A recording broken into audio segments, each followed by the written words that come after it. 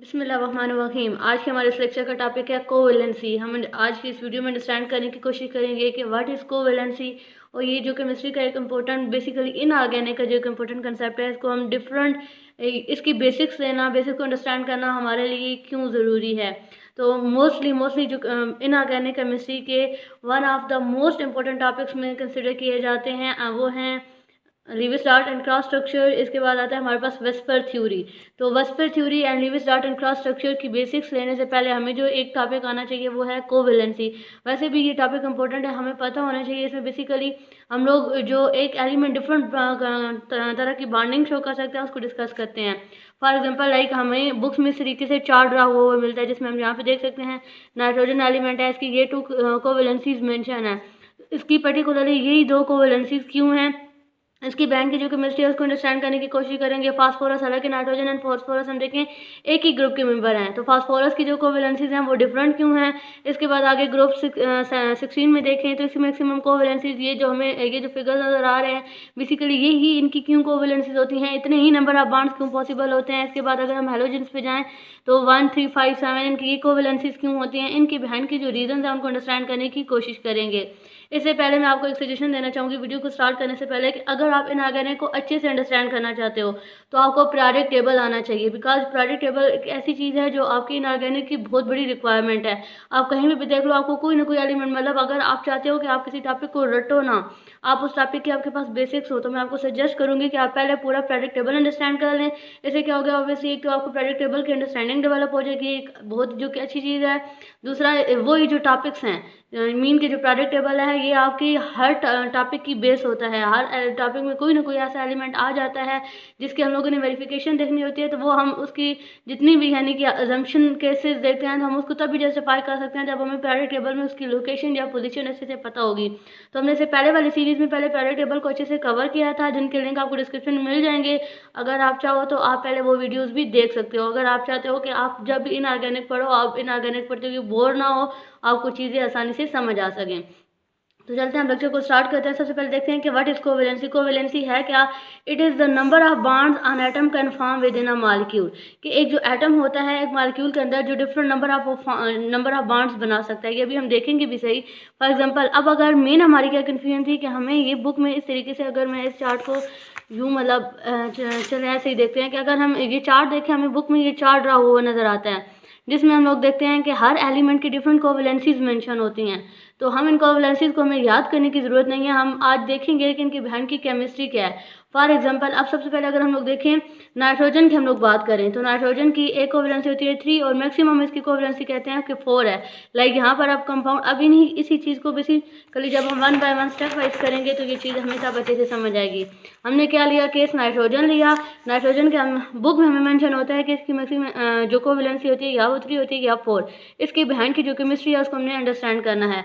तो अब अगर हम नाइट्रोजन देखें तो नाइट्रोजन की वैलेंस इलेक्ट्रॉनिक कॉन्फ़िगरेशन क्या होती है, 2s2p। अब देखें ये चीज़ आपको तभी पता होगी जब पीरियोडिक टेबल पता होगा। मीन अगर आप एक दफ़ा पीरियोडिक टेबल अच्छे से अंडरस्टैंड कर लोगे तो आपको ये कंसेप्ट हर जगह आपके लिए यूज़फुल होगा। अगर नाइट्रोजन की वैलेंस इलेक्ट्रॉनिक कॉन्फ़िगरेशन देखी जाए तो इसके 2s में पेयर्ड इलेक्ट्रॉन होते हैं और 2p में हाफ फिल्ड इसके 2 पेयर ऑर्बिटल्स होते हैं। अब देखिए कोवेलेंसी लिखी हुई है 3 का क्या मतलब है कि ये जो पी के तीनों ऑर्बिटल्स हैं ये इनको बॉन्डिंग में यूटिलाइज कर लेगा और इस तरीके से बॉन्डिंग। अब देखिए हमने कहा था कोवेलेंसी क्या होता है, नंबर ऑफ बॉन्ड। तो यहाँ पर हम काउंट भी कर सकते हैं कि इस मॉलिक्यूल में नंबर ऑफ बॉन्ड कितने हैं, 3। तो यहाँ पर हम कह सकते हैं कोवेलेंसी क्या है, 3। नेक्स्ट अब इसमें जो मैक्सिमम पॉसिबल कोवेलेंसी होती है, ये एक बड़े मजे का क्वेश्चन है कि इसमें की मैक्सिमम कोवेलेंसी 4 होती है। 4 कैसे होती है? आप देखें यहाँ पर हम लोगों ने क्या बात किया है कि इसका वैलेंस शेल कौन सा है, 2 है। तो जो 2 शेल होता है, देखिए शेल क्या होता है, n नंबर होता है। शेल नंबर जब हमारे पास होता है 1 तो इस मीन के उसके अंदर जो ऑर्बिटल्स होते हैं वो कितने होते हैं, सिर्फ एक, कौन सा, s। और जब n होता है हमारे पास 2 तो उसमें ऑर्बिटल सिर्फ 2 पॉसिबल होते हैं, sp। तो अब देखें यहाँ पर 2 ऑर्बिटल है, मतलब इसमें आगे d पॉसिबल नहीं है क्योंकि n नंबर ही 2 है। जब d पॉसिबल नहीं है, d ऑर्बिटल इसमें नहीं है 2 में, तो इसकी फर्दर यहाँ से जंपिंग नहीं हो सकती। फर्दर जब जंपिंग नहीं हो सकती यानी कि इसको फिर क्या करना पड़ेगा कि ये पूरे का पूरा लोन पेयर डोनेट करना पड़ेगा। ऑब्वियसली ये चीज़ आपको समझ आ रही होगी। जब आगे फास्फोरस वगैरह में हम डी में जंपिंग देखेंगे तो और भी ये चीज़ क्लियर हो जाएगी कि ये क्या है बेसिकली, क्योंकि 2s एंड 2p है, 2 में d ऑर्बिटल नहीं होता, d ऑर्बिटल यानी यहाँ पर आके हम d नहीं ड्रा कर सकते। क्यों नहीं ड्रा कर सकते? बिकॉज अभी हम लोगों ने देखा है जब n इज इक्वल टू 1 होता है तो उसमें सिर्फ s होता है, n इज इक्वल टू 2 होता है तो उसमें 2 एंड p होते हैं। जब n इज इक्वल टू 3 हो तो वहाँ से हमारे पास s p एंड d आना स्टार्ट हो जाता है, और जब n इज इक्वल टू 4 हो तो उसमें s p d and f चारों आ जाते हैं। यानी कि d बेसिकली देखा जाए तो n is equal to 1 and 2 में d ऑर्बिटल नहीं होता। वो बहुत ईजी है याद रखना, जब n 1 है मतलब ऑर्बिटल 1 है, n 2 है मतलब ऑर्बिटल 2 है, तो s तो d तो तीसरा ऑर्बिटल है, इस वजह से वो नहीं होता। तो यहाँ पर हम देखें फिर जब ऐसे केस होगा, इसमें 4 बॉन्ड बनाने होंगे तो क्या करेगा, यहाँ पर तो इसकी क्या होगी, हमारे पास नॉर्मल कोवलेंट बॉन्डिंग होगी, और यहाँ पर फिर क्या होगा, ये कोऑर्डिनेट कोवलेंट बॉन्डिंग शो करेगा, यानी पूरा लोन पेयर डोनेट कर देगा। लाइक यहाँ पर हमने ये बॉन्डिंग शो हुई भी हुई है। एक तरह से हम कह सकते हैं चलें ये वाला कि ये हमारे पास क्या है, कोऑर्डिनेट कोवलेंट बॉन्ड है।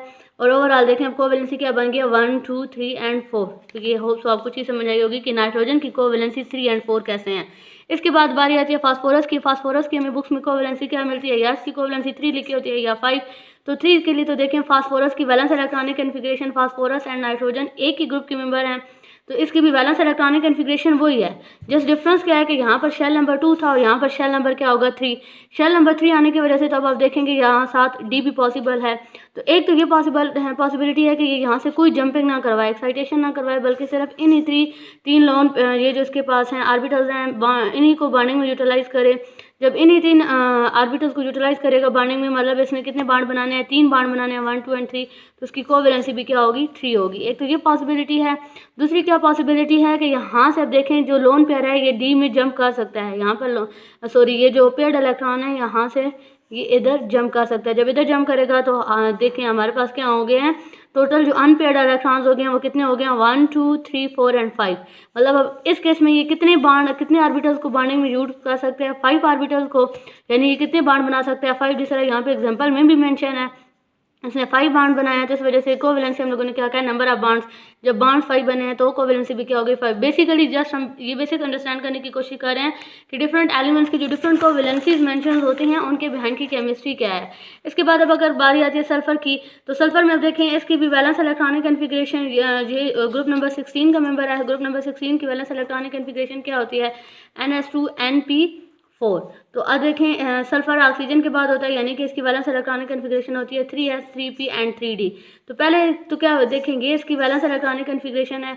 एक तो पॉसिबिलिटी ये है कि यहाँ पर कोई एक्साइटेशन ना हो, ये जो अनपेयर्ड इलेक्ट्रॉन है इन्हीं को बॉन्डिंग में यूटिलाइज कर लिया जाए, यानी कि कोवैलेंसी क्या हो, 2 हो, जिसकी यहाँ पर ये एग्जाम्पल भी मेंशन है क्योंकि 2 बॉन्ड बने हुए हैं तो कोवैलेंसी क्या है, 2 है।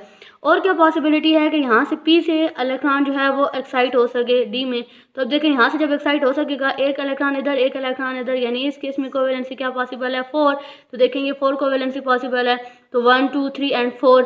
इसके बाद अब अगर हम बात करें कि ये जो S वाला था, अब अगर ये भी एक्साइटेड हो जाए, ये भी D में जंप कर जाए, तो इस केस में देखिए मैक्सिमम कोवैलेंसी क्या पॉसिबल है, 6 कोवैलेंसी पॉसिबल होने का मतलब क्या है कि ये 6 बॉन्ड बना सकता है। बेसिकली देखें ना, इस कंसेप्ट को स्टडी करने का पर्पस क्या है, हम लोगों ने एक चीज़ देखी है कि ऑक्टेट रूल। ऑक्टेट रूल का क्या मतलब होता है कि सेंट्रल यानी कि कोई भी एलिमेंट होता है उसके वैलेंस इलेक्ट्रॉन में 8 इलेक्ट्रॉन पॉसिबल है। तो अब अगर हम उस रूल के अकॉर्डिंग देखें तो यहाँ पर ये तो उस रूल को फॉलो नहीं कर रहा है। इसके अब अगर हम सल्फर के वैलेंस इलेक्ट्रॉनिक कन्फिग्रेशन तो देखें तो यहाँ पर इसके वैलेंस इलेक्ट्रॉन में 12 इलेक्ट्रॉन हो गए, 8 नहीं बल्कि कितने, 12। इसके बिहाइंड की पॉसिबिलिटी क्या है या इसके बिहाइंड की रीज़न क्या है, बिकॉज इसमें डी ऑर्बिटल्स होते हैं, इसके एस एंड पी में पेयर्ड इलेक्ट्रॉन होते हैं, वो जंप करके डी में जा सकते हैं, तो दैट्स वाई इसमें नंबर ऑफ बॉन्ड्स इंक्रीज हो सकता है।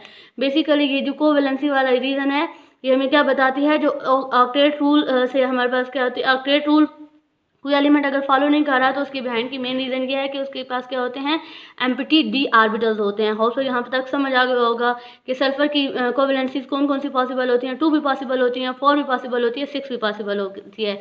ये चीज़ हो गई। इसके बाद अब अगर हम देखें कोवैलेंसी, बल्कि यहाँ पर अगर एक और आपको चीज़ बताती जाऊँ, देखें अभी तो हम इस कोवैलेंसी वाले फैक्टर को अंडरस्टैंड कर रहे हैं ना, और हम यहाँ पर जैसे इस चीज़ को मेंशन कर रहे हैं, बेसिकली ये जो स्ट्रक्चर्स ड्रा हुई हैं ये किसके अकॉर्डिंग है, the basis of hybridization and VSEPR theory. इसके बाद इंशाल्लाह हम इन्हीं 2 मेन टॉपिक्स को कवर करने की कोशिश करेंगे, तो हमें ये स्ट्रक्चर्स ड्रा करना भी आ जाएंगे कि हमने इसी तरीके से इनको ड्रा क्यों किया है। अच्छा, इसके बाद अब अगर बात कीजिए कोवैलेंसी ऑफ फ्लोरीन, तो फ्लोरीन देखेंगे हैलोजन ग्रुप यानी ग्रुप नंबर 17 का मेंबर है, जिनकी वैलेंस इलेक्ट्रॉनिक कन्फिग्रेशन होती है NS2NP4। 5। ठीक हो गया। अब सबसे पहले अगर फ्लोरीन का देखा जाए तो इसका शेल नंबर क्या होता है 2। 2 का मतलब क्या है कि इसमें डी पॉसिबल नहीं है, तो कोई जंपिंग कोई एक्साइटेशन पॉसिबल नहीं है, जस्ट एक अनपेयर्ड इलेक्ट्रॉन है, तो नंबर ऑफ बॉन्ड भी 1 होगा, कोवेलेंसी भी क्या होगी 1 होगी। लेकिन फ्लोरीन के बाद जैसे हम क्लोरीन, ब्रोमीन या आयोडीन की बात करेंगे तो उन तीनों केसेस में क्या होती है, पॉसिबिलिटी होती है एक्साइटेशन की, क्योंकि उनमें डी आ जाएगा। अब ये तो 2 शेल था ना, अब आगे देखें शेल नंबर क्लोरीन के केस में 3 होगा, तो यानी कि आगे क्या होगी, एक्साइटेशन पॉसिबल होगी। तो फॉर एग्जांपल यहाँ पर हम लोगों ने आयोडीन की एग्जांपल लिया है, तो आयोडीन का शेल नंबर क्या होता है 5। आप यहाँ पर क्लोरीन ब्रोमीन किसी की भी अकॉर्डिंग देख लोगे तो चीज़ यही होगी। शेल नंबर 5 का मतलब क्या है कि एस भी होगा, पी भी होगा, और इसमें डी मेन हमने देखना है डी, जो कि 2 के बाद आता है। ठीक हो गया।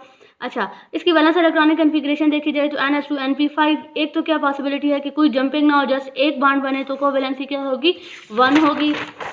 इसके बाद अगर हम लोग बात करें कि अब अगर हमारे पास क्या हो कि यहाँ से एक इलेक्ट्रॉन एक्साइट हो जाए, यहाँ से एक इलेक्ट्रॉन एक्साइट होकर इधर जंप कर जाए, तो अब देखें यहाँ पर हमारे पास कोवेलेंसी कितनी पॉसिबल है, 3 पॉसिबल है, यानी कि 3 हमारे पास हाफ फील्ड ऑर्बिटल्स हो गए हैं, 3 नंबर ऑफ बॉन्ड्स बन सकते हैं, तो कोवेलेंसी क्या हो गई 3 हो गई। इसके बाद अब अगर हम बात करें तो यहाँ से पी से दूसरा ऑर्बिटल भी जंप करके इधर जा सकता है, यानी कि अब इस केस में मैक्सिमम कोवेलेंसी क्या हो गई 5 मतलब 5 बॉन्ड बन सकते हैं। लाइक यहाँ पर हम लोगों ने ड्रा करके भी देखे हैं 5 बॉन्ड, और एक लोन पेयर ये था जिसके हम लोगों ने पोजीशन ये। अब देखें लोन पेयर जिन पोजीशन पे मेंशन की हुई है, इन्हीं पोजीशन पे क्यों मेंशन की है हमने, इसको बेसिकली वेस्पर थ्योरी एक्सप्लेन करती है, जो कि इंशाल्लाह नेक्स्ट वीडियोस में हम कवर करेंगे। अब नेक्स्ट क्या ये भी पॉसिबिलिटी है कि ये जो एस का लोन पेयर है ये भी डी में एक्साइटेड होकर चला जाए, यानी कि यहाँ पर मैक्सिमम अब देखें अनपेयर्ड इलेक्ट्रॉन कितने हैं 7, तो इसकी क्या हो सकती है, इस तरीके से 7 बॉन्ड भी बन सकते हैं, यानी कि कोवेलेंसी 7 भी हो सकती है, 1 2 3 4 5 6 7। यानी कि हम लोगों ने देख लिया कि जो हैलोजेंस ग्रुप्स होती हैं उनकी कौन कौन सी कोवेलेंसीज पॉसिबल होती हैं 1 3 5 7। बेसिकली ये जो डिफरेंट कोवेलेंसीज होती हैं इनके बिहाइंड की जो रीजन है हमने वो अंडरस्टैंड किए हैं। होप्स ये लेक्चर आप लोगों के लिए हेल्पफुल प्रूव होगा। अगर ये वीडियो हेल्पफुल प्रूव हो तो कमेंट सेक्शन में ज़रूर बताइएगा। Thank you so much.